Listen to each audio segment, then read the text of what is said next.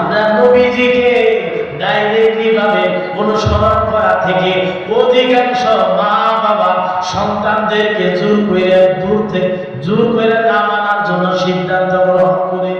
নবীকে অনুসরণ করা যাবে না, করলে ভেজাল। বলবেন হুজুর, কোন মা বাবা আসেনি নবীজিকে ভালোবাসতে দেবে না কোন সন্তানকে?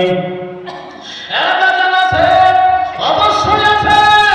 যেমন 10-12 বছর বয়সের পর থেকে কিন্তু অধিকাংশ যুবকের দাড়ি উঠে যায়, নাকি না? 12 বছর বয়সের পর থেকে দাড়ি উঠে।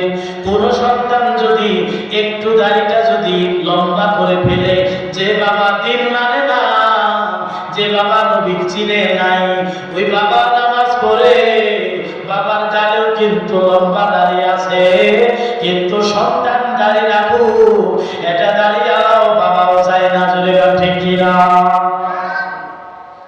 অধিকাংশ বাবা চায় না। যদি প্রশ্ন করা হয়, বাবা দাড়ি তো নবীর সুন্নাত, তাহলে সমস্যাটা কি? বাবা এবার কয় সময় আছে, সময় আছে দাড়ি রাখা।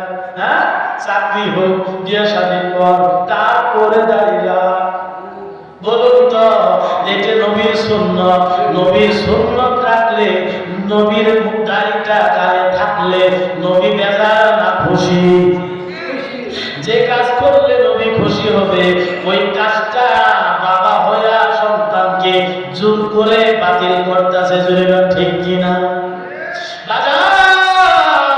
কয়টা বলবো, নবীর ভালোবাসা যদি কলিজায় না থাকে, অনুকরণ যদি না করি, মরার পরে যাইলে কিন্তু কবরে কিন্তু নামানোর সময় কিন্তু একটা দোয়া বলা লাগে, বিসমিল্লাহি ওয়া আলা মিল্লাতি রাসূলিল্লাহ।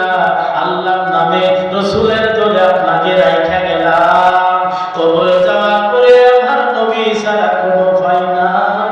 ও মুসলমান, কি দিয়ে বোঝায় আল্লাহকে ভালোবাসতে চাও, নবীর কথা মানতে চাই না? জোরে বল ঠিক কিনা? এই জন্য নবীর জন্য দেওয়া না হওয়া লাগবে। এই জন্য মাঝে মাঝে আমরা পড়ি, নিজে নিজে আমি একটা রোজা গাই, আমার নবীর সাথে নাই রে তুলনা। কন্যা, আমার নবীর সাথে নাই রে তুলনা। যাইয়া দেখো মদিনাতে নবীর সম্রাটে জ্বলা, আমার নবীর সাথে নাই রে তুলনা। ঠিক কিনা? আমার নবীর সাথে তুলনায় চলে না, কোন নবীরই তুলনায় চলে না।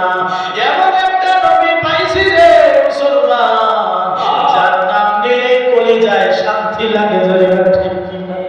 যার নামে দরুদ পড়লে সাথে সাথে 10টা গুনাহ মাফ। জোরে বল সুবহানাল্লাহ। যার নামে দরুদ পড়লে সাথে সাথে 10টি রহমত নাজিল হয়।